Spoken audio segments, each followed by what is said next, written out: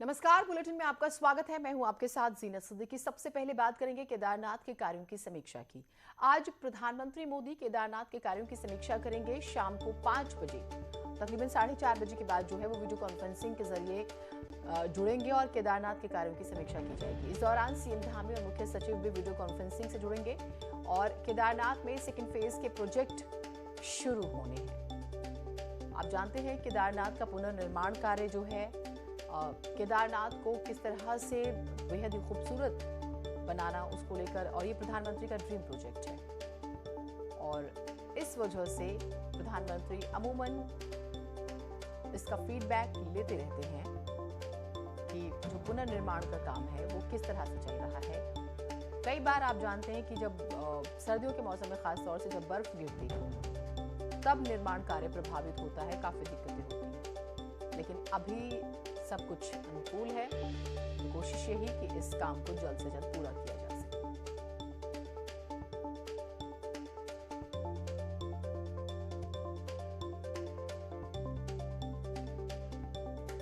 तो तकरीबन शाम 5 बजे का वक्त है जब प्रधानमंत्री वीडियो कॉन्फ्रेंसिंग के जरिए जुड़ेंगे और मुख्यमंत्री भी यहां से रिपोर्ट जो है बताएंगे, मुख्य सचिव भी रहेंगे। सुनील नवप्रभात हमारे साथ, हमारे सहयोगी जुड़े हुए हैं। सुनील, हम ये सभी जानते हैं कि प्रधानमंत्री का ड्रीम प्रोजेक्ट है, कोशिश ये है कि जल्द से जल्द ये काम पूरा हो। इससे जुड़ी अपडेट्स तो बताइएगा ही, आज जो प्रधानमंत्री फीडबैक लेंगे, साथ ही आप ये भी बताइएगा कि ये चुनाव में बीजेपी का बहुत बड़ा मुद्दा होने वाला है।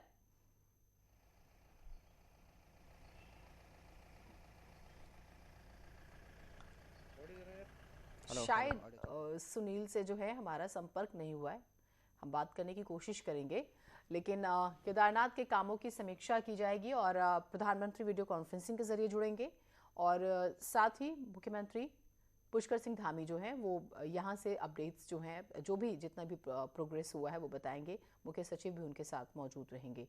तो बेहद ही महत्वपूर्ण दिन है।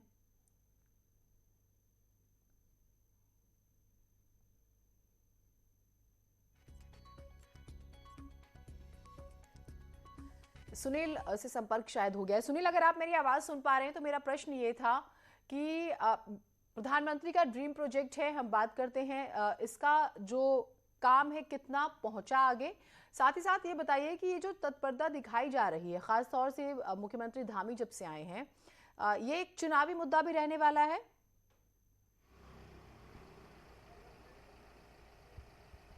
बिल्कुल जीनत, और खासकर पिछले 4-4.5 सालों में हम देखते हैं कि लगातार प्रधानमंत्री केदारनाथ को लेकर मॉनिटरिंग करते रहे हैं। मुख्य सचिव के लेवल पर मॉनिटरिंग होती रही है और खुद जो मुख्यमंत्री रहे हों, चाहे वो कोई भी मुख्यमंत्री रहे हों, लगातार केदारनाथ पर फोकस रहा है। इस दौरान प्रधानमंत्री भी 2 से 3 बार उत्तराखंड आ चुके हैं, केदारनाथ आ चुके हैं। और जिस तरह से अब ये चुनावी साल है, केदारनाथ में फर्स्ट फेज़ के काम करीब करीब कंप्लीट हो चुके हैं और सेकेंड फेज़ के काम शुरू होने हैं। उसी को लेकर ये सारी कवायद है जो आज प्रधानमंत्री 5 बजे वीडियो कॉन्फ्रेंसिंग के जरिए जो समीक्षा करने वाले हैं।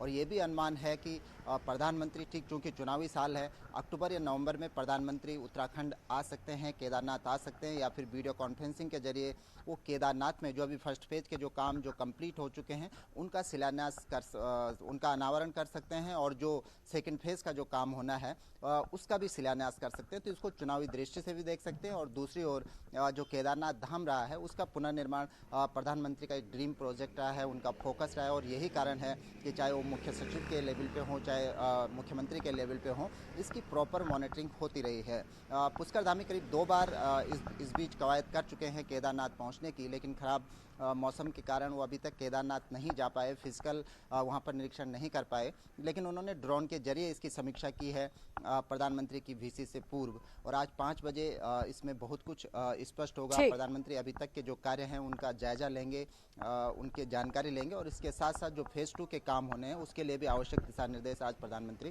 दे सकते हैं। ठीक, सुनील आप रहिए हमारे साथ। एक और आज की बहुत बड़ी खबर है जिस पर नजर रहेगी, वो भी अपने दर्शकों को हम बता दें कि दिल्ली के मुख्यमंत्री अरविंद केजरीवाल आज उत्तराखंड के दौरे पर आ रहे हैं। कल उन्होंने इस बारे में एक ट्वीट किया था, हमने आपको वो ट्वीट भी बताया था। उत्तराखंड जा रहा हूं, आम आदमी पार्टी एक बेहद ही महत्वपूर्ण घोषणा करने जा रही है। उत्तराखंड की प्रगति और विकास के लिए घोषणा एक मील का पत्थर साबित होगी। अरविंद केजरीवाल जो है वो देहरादून में रोड शो भी करेंगे। तो ये उन्होंने ट्वीट करके जानकारी दी। सुनील हमारे साथ जुड़े हुए हैं। सुनील, जब अरविंद केजरीवाल यानी कि आम आदमी पार्टी का जिक्र होता है तो फ्री स्कीम्स जो है सभी के जहन में आती हैं। ऊपर से चुनावी साल है, तो क्या इसको लेकर बात होगी? पिछले दिनों बिजली का जिक्र करके उन्होंने एक बहस छेड़ दी थी। दूसरी बात ये कि ये भी चर्चा है कि हो सकता है कि सीएम का फेस कौन हो, इसको लेकर अनाउंसमेंट भी हो जाए। तो क्या है ग्राउंड पर सुगबुगाहट? बिल्कुल जीनत, आम आदमी पार्टी उत्तराखंड में पैर जमाने की कोशिश कर रही है। और जिस तरह से आपने देखा कि जब पिछले दौरे में केजरीवाल उत्तराखंड आए थे तो उन्होंने 300 यूनिट बिजली फ्री देने का सिगुपा यहाँ पर छेड़ दिया था। घोषणा कर दी थी कि यदि आम आदमी पार्टी की सरकार आती है तो 300 यूनिट बिजली फ्री दी जाएगी, किसानों को जो बिजली है वो मुफ्त में दी जाएगी। और इसको लेकर यहाँ पर जो सियासी जो हलचल थी वो उसके बाद तेज़ हो गई थी, क्योंकि इससे पहले बीजेपी 100 यूनिट बिजली फ्री देने की बात कह चुकी थी, तो कांग्रेस ने भी इसके बाद 200 यूनिट तक बिजली फ्री देने की बात कही।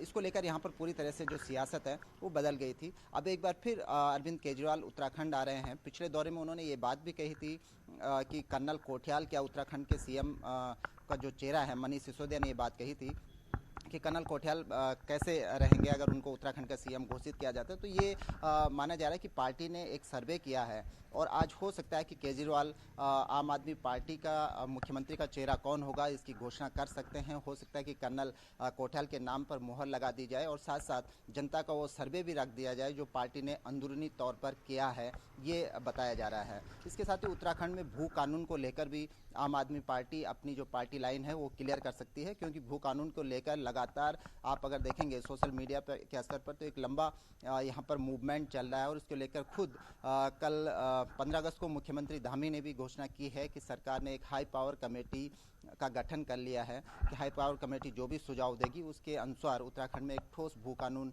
यहाँ पर बनाया जाएगा। तो देखना होगा कि आज केजरीवाल जब उत्तराखंड दौरे पर रहेंगे, यहाँ पर उनका पैदल मार्च भी है, जनता से संवाद भी है, तो कार्यकर्ताओं से बातचीत का कार्यक्रम भी है, तो क्या कुछ वो घोषणा करते हैं जिसको उन्होंने कल ट्वीट के जरिए भी बताया है। जी ठीक, हमारी नजर रहेगी, अपडेट्स हम आपसे लेते रहेंगे। बहुत शुक्रिया सुनील आपका, दोनों ही बड़ी खबरों पे आपने महत्वपूर्ण जानकारी दी। उत्तराखंड की दो बड़ी खबर थी आज की। अब फ्री में जांच होगी, एक ये खबर आ रही है देहरादून से। सरकारी अस्पतालों में जो फ्री टेस्ट स्कीम का शुभारंभ हो रहा है, दोपहर 1 बजे कोरोनेशन हॉस्पिटल में प्रोग्राम है। जिला, उपजिला और कम्युनिटी अस्पताल में भी फ्री जांच होगी। तो सीएम धामी आज करेंगे फ्री टेस्ट स्कीम का शुभारंभ। सरकारी अस्पतालों में ये फ्री जांच की जाएगी। माना जा रहा है कि जो तबका सक्षम नहीं है आर्थिक रूप से उसे जरूर मदद मिलेगी।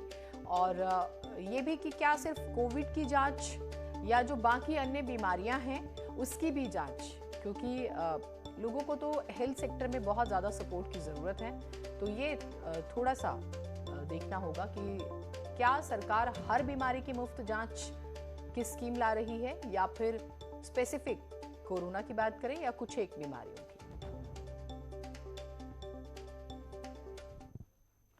धामी कैबिनेट ने बंगाली समुदाय को लेकर बड़ा फैसला लिया है। अब इनके जाति प्रमाण पत्र से पूर्वी पाकिस्तान शब्द को हटा दिया जाएगा। बद्रीनाथ मास्टर प्लान के लिए 9 ऑफिस को ध्वस्त किया जाएगा। बद्रीनाथ केदारनाथ के डिजाइन का काम सौंप दिया गया है। डिग्री कॉलेज में टेम्पररी टीचर्स का मानदेय बढ़ाकर 35,000 रुपए किया गया है। इनके अलावा जोशीमठ में एसटीपी प्लांट के लिए जमीन खरीद को कैबिनेट ने मंजूरी दे दी है। और अब तक बंद रही शराब की 25 दुकानों का राजस्व 50% घटा दिया गया है। वहीं परिवहन निगम के कर्मचारियों की सैलरी और खर्चों के लिए 16 करोड़ 17 लाख रुपए मंजूर कर दिए गए हैं। मलिन बस्तियों पर सरकार ने बड़ा फैसला लिया। बस्तियों पर अगले 3 साल यानी कि 2024 तक कोई दंडात्मक कार्रवाई नहीं होगी।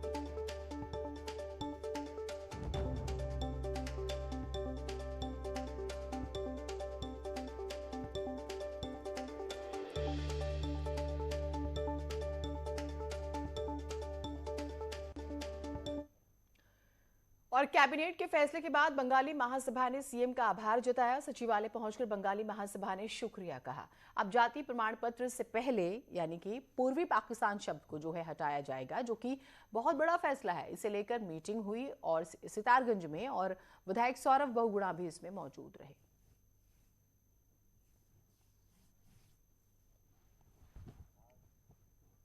हालांकि इसे सियासी यानी कि चुनावी बेनिफिट के लिए लिया हुआ फैसला भी बताया जा रहा है। खैर, बीजेपी की जन आशीर्वाद यात्रा को लेकर मंत्री अजय भट्ट देहरादून पहुंचे। यहां उनके स्वागत में कार्यकर्ताओं की भीड़ उमड़ गई। केंद्रीय मंत्री अजय भट्ट का जगह जगह पर स्वागत हुआ और भट्ट ने डाट काली मंदिर में पूजा अर्चना की। इसके बाद शहर भर में अजय भट्ट के स्वागत में कार्यक्रम रखे गए।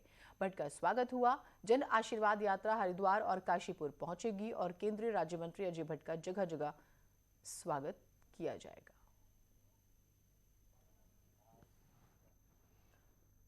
पिथौरागढ़ की बेटी शीतल ने पर्वतारोहण के क्षेत्र में नया मुकाम हासिल किया। शीतल ने 4 सदस्यों की टीम के साथ यूरोप की सबसे ऊंची चोटी माउंट एल्ब्रूस में तिरंगा फहराया है। शीतल अपनी टीम के साथ 11 अगस्त को दिल्ली से मॉस्को के लिए रवाना हुई थी। फ्लाइट लेट होने की वजह से पर्वतारोहण का अभियान लेट हो गया, लेकिन 15 अगस्त की दोपहर में शीतल ने अपनी टीम के सदस्यों के साथ एल्ब्रूस की चोटी पर तिरंगा फहराने में सफलता पाई है। माउंट एल्ब्रूस चोटी की ऊंचाई 5,642 मीटर है। राजस्थान के 2 जुड़वा भाई भी उनके साथ तिरंगा फहराने गए थे और इन सभी ने रिकॉर्ड बनाया।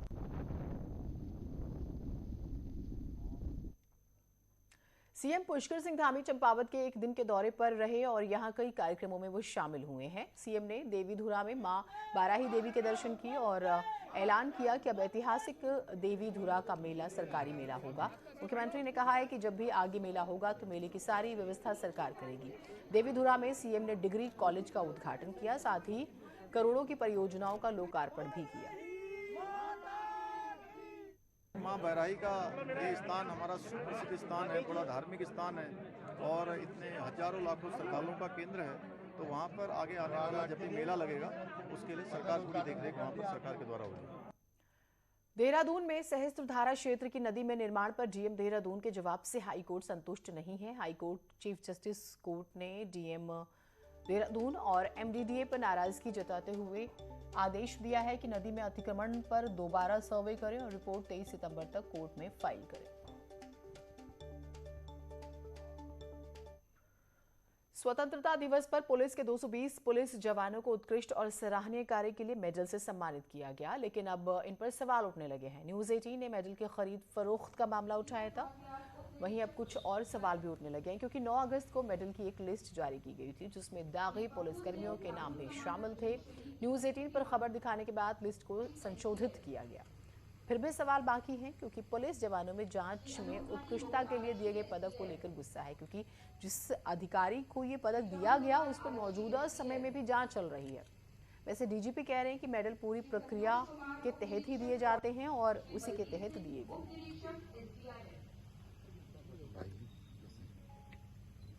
ट्रांसपेरेंट सिस्टम है हमारा, पूरी कमेटी द्वारा किया जाता है। जिले के जो अधिकारी हैं रेंज के, उनके द्वारा सब रिकमेंड किया जाता है, उस पर कमेटी उस पर निर्णय लेती है। इस तरह का एक केस जो ऑडियो आया उस पर हमने तत्काल उसको निलंबित किया ऐसे कर्मचारी को। इसमें किसी भी तरह का पूरी तरह ट्रांसपेरेंट सिस्टम है। पौड़ी की यमकेश्वर विधानसभा सीट से ताल ठोक रहे द्वारी खाल के ब्लॉक प्रमुख महेंद्र सिंह राणा ने सोमवार को दुगड्डा में युवाओं से संवाद किया। इस दौरान बड़ी तादाद में युवा महेंद्र राणा से मिलने पहुंचे और ब्लॉक प्रमुख को सम्मानित भी किया। राणा ने युवाओं से कहा है कि विकास के लिए एक सही प्रतिनिधि को चुना जाना चाहिए। आज यहाँ पे आपने दुगड्डा का हुजूम देखा होगा, तो सब लोगों का प्यार है और सब लोग चाह रहे हैं कि उनके विचारों का, उनका भाई, उनके परिवार का आदमी इस बार विधायक बने और जो हमारा दर्द समझे। हल्द्वानी मेडिकल कॉलेज से कई प्रोफेसर्स का ट्रांसफर कर अल्मोड़ा भेजा जा रहा है क्योंकि सरकार हर हाल में इसी सेशन से अल्मोड़ा कॉलेज को शुरू करना चाहती है। अब ऐसे में हल्द्वानी से प्रोफेसर जाने से यहां सीनियर डॉक्टरों का अभाव हो गया है। अब ऐसे में सरकार इन डॉक्टर्स की नियुक्ति के लिए विज्ञापन निकाल रही है क्योंकि यहां कई डिपार्टमेंट्स डॉक्टर की कमी से जूझ रहे हैं। चल रही थी और अभी कुछ के हस्तांतरण भी हुए हैं, सब हुए हैं। अब फिर वो नए ऐड निकाल रहे हैं, नई नियुक्ति पे करेंगे, जोर करेंगे, कितने मिलते हैं उस पर देखना पड़ेगा। देहरादून में अंतर्राज्यीय गाड़ी चोर गिरोह का पर्दाफाश हुआ है। डोईवाला पुलिस ने गिरोह के 4 सदस्यों को गिरफ्तार किया। इनके पास से एक दोपहिया गाड़ी भी मिली है। आरोपियों में से 3 यूपी के मुरादाबाद के रहने वाले हैं, जबकि एक आरोपी हरिद्वार के ज्वालापुर का रहने वाला है। अब पुलिस इनकी क्रिमिनल हिस्ट्री भी निकाल रही है। पिथौरागढ़ में चाइना बॉर्डर को जोड़ने वाली रोड 2 महीने से बंद है। सोबला डाकर रोड के बंद होने से दारमा चौंदास घाटी के दर्जनों गांव कैद हो गए हैं। अब हालात तो ये हैं कि इन गांवों में रोजमर्रा की चीजें भी खत्म होने लगी हैं।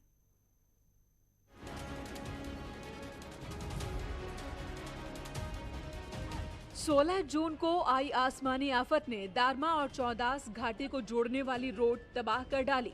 हालात ये है कि बॉर्डर की ये अहम रोड दर्जनों जगह बंद पड़ी है। इतना ही नहीं, कई पुल भी जमींदोज हो गए। लेकिन हैरानी इस बात की है कि 2 महीने गुजरने पर भी CPWD रत्ती भर भी रोड खोल नहीं पाई। अहम रोड बंद होने की वजह से बॉर्डर पर तैनात सुरक्षा बलों को तो दिक्कतें उठानी ही पड़ रही है, साथ ही दर्जनों गाँव भी जैसे कैद हो गए हों। और ये बड़ी चिंतनीय विषय है। CPWD जो भारत सरकार का एक उपक्रम है और BRO का जो सड़क का काम कर रही है, ये बड़ा निराशाजनक है। इन्होंने 65 दिन में अभी तक 1 इंच सड़क नहीं खोला। निश्चित तौर पे 23 तारीख से हमारा विधानसभा सत्र चल रहा है। मैं हाउस में इस मामले को उठाऊंगा। वहाँ लोगों के पास दाल खत्म हो गया, तेल खत्म हो गया, नमक नहीं है। जो और हेली से जो है उन्होंने व्यवस्था करने वाली बात कही थी, वो अभी तक व्यवस्था नहीं हो पाई है। इसलिए जो है दालवासियों में बहुत दिक्कत हो पा रही है। सड़क बंद होने की वजह से दोनों घाटियों के 50 गांवों का दुनिया से संपर्क कट गया। कई गांव में तो रोजमर्रा की चीजें भी खत्म हो गई हैं और जो सामान गांव की छोटी दुकानों में बचा है उसकी कीमत कई गुना बढ़ गई है। कहने को तो सरकार ने यहाँ एक हेलीकॉप्टर भी तैनात किया है, लेकिन खराब मौसम ने हेलीकॉप्टर को भी सफेद हाथी ही बना दिया। ऐसे में सबसे ज्यादा संकट बीमार लोगों पर मंडरा रहा है। इन इलाकों में स्वास्थ्य सेवा के नाम पर एक PSC भी नहीं बनी है। हम लोग ये रिक्वेस्ट कर रहे हैं कि CPWD से बात करते हुए मानव संसाधन और जो आपका जो उनकी मैन एंड मशीन जो है उन्हें हमें बढ़ाने की ज़रूरत पड़ेगी। उसके लिए मैंने एक रिक्वेस्ट लेटर सेक्रेटरी सर को भेजा है। उसके साथ ही एक टीम हम और भेज रहे हैं यहाँ से। बॉर्डर की रोड के जो ताज़ा हालात हैं उसे फिलहाल तो इसके खुलने के आसार नहीं। ऐसे में बेहतर होता कि किसी दूसरे प्लान पर गंभीरता से काम किया जाए ताकि हजारों लोगों की जिंदगी पटरी पर आ सके। न्यूज़ 18 के लिए पिथौरागढ़ से विजय वर्धन उप्रेती की रिपोर्ट। इस बुलेटिन में इतना ही, लेकिन एक बार फिर से